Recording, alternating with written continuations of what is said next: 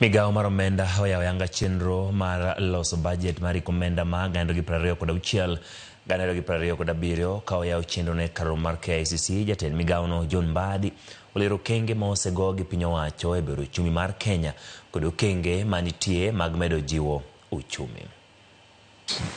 National Treasury in collaboration with Parliament must consider innovative financial mechanisms such as public-private partnerships in sectors including energy, transport, irrigation, and housing, so that we avoid over-reliance on exchequer for development projects. To ensure fiscal stability, Parliament has given priority to realistic revenue projections, and we are targeting 2.7 trillion in this financial year in ordinary revenue. These achievable targets will reduce uncertainties in budget implementation and minimize unplanned borrowing. Public finance management reforms. We have moved now to accrual accounting basis from cash basis. From this financial year onwards, we have continued to implement zero-based budget.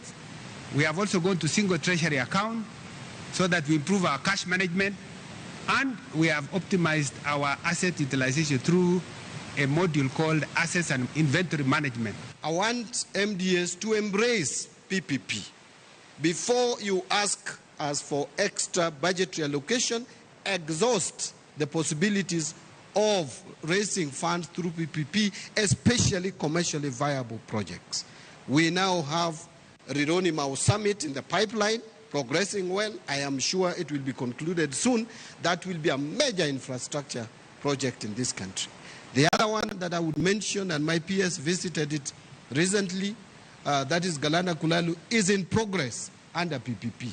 We have a number under the energy sector, and I want to encourage all MDAs, including even county governments, come up with projects that can be funded through PPP programs.